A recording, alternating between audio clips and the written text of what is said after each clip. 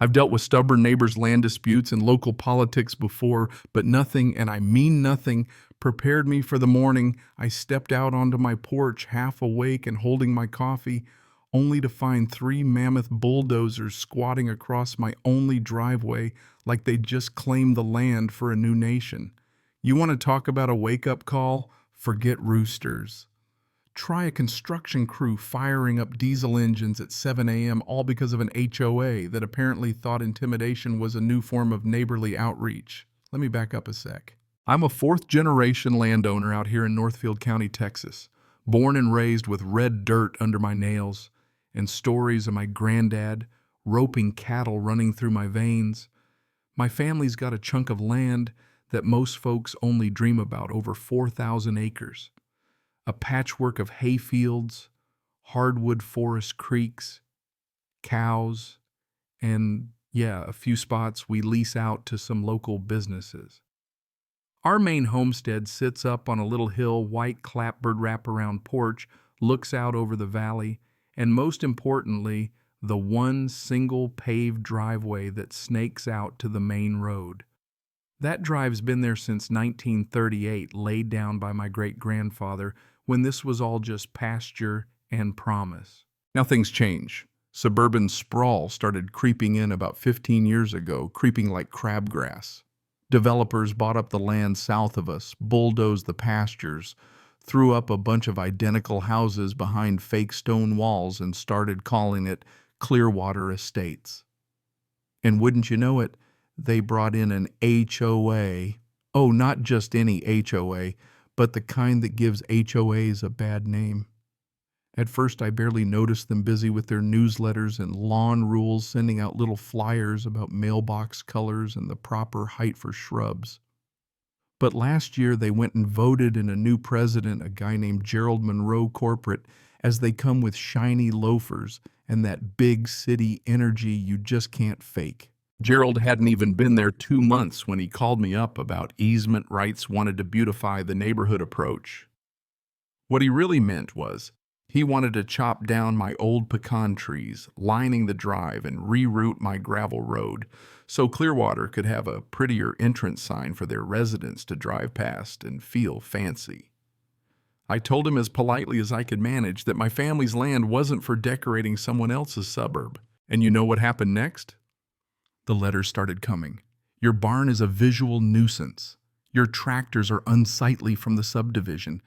Please relocate your equipment per HOA standards.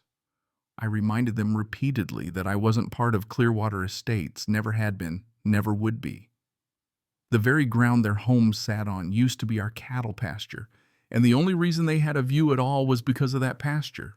So Monday morning there, it was my only access road blocked by 3 bulldozers and a couple of big trucks painted with Clearwater property improvement. Contractor climbs out all puffed up and hands me an official-looking notice, says, "The HOAs decided to begin beautification. You'll need to use another entrance today." I just stared at him because there isn't another entrance. That drive is the only legal access to my house, my barns, and every utility line that runs out here. So I called Gerald. He answered on the first ring like he'd been waiting. "You should have worked with us when you had the chance," he said, smug as a cat.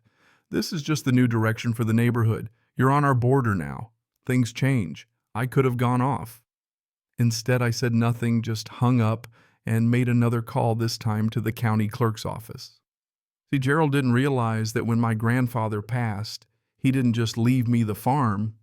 He left me controlling interest in nearly 70% of the undeveloped land in the whole county.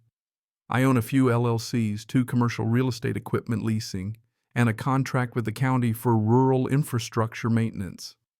You start messing with my access, you're messing with the guy who supplies the graders that keep your roads from washing out every spring. Within 3 hours, the sheriff's office rolled up 2 deputies' lights flashing.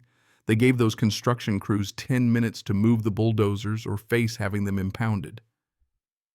The look on the contractor's face, priceless. Gerald showed up in person, red in the face, waving some folder full of printouts and trying to convince the deputies he had the right to do all this. Except as it turned out, the HOA had never filed a legal boundary map for the subdivision. They were running on a half-finished plat map and a whole lot of assumptions. The county didn't recognize a foot of their claimed easement. I pressed trespassing charges. The HOA was fined hard for unauthorized construction and blocking legal access to private property. That might have satisfied most folks, but I'm not most folks. Over the next month, I canceled every equipment lease Clearwater had. See, those were run through companies I own. I sent formal cease and desist letters to the board and demanded they retract every notice they'd sent me and issue a public apology in writing. My lawyer filed an injunction to stop any further construction within 50 feet of my property line. By the time the dust settled, the story had run in the county paper, "Local HOA tries to bulldoze wrong ranch. Owner turns out to be county's largest landholder." I gotta admit, seeing that headline in print was one of the finer moments of my adult life. The next HOA meeting was standing room only. Gerald tried to put on a brave face, but you could see he was rattled. When the floor opened for questions, half the neighborhood started peppering him about illegal construction and county contracts. By the end of the meeting, he resigned. Rumor has it he packed up and moved back to California before the month was out. And that's where things could have just ended, with everybody licking their wounds and moving on. But no life always throws you a curveball. About a week later, I am out mending a fence line when I see a car pull up. It's Susan, a retired school teacher who'd just been voted in as the new HOA president. She comes bearing a basket of homemade cornbread and honestly looking nervous as a long-tailed cat in a room full of rocking chairs.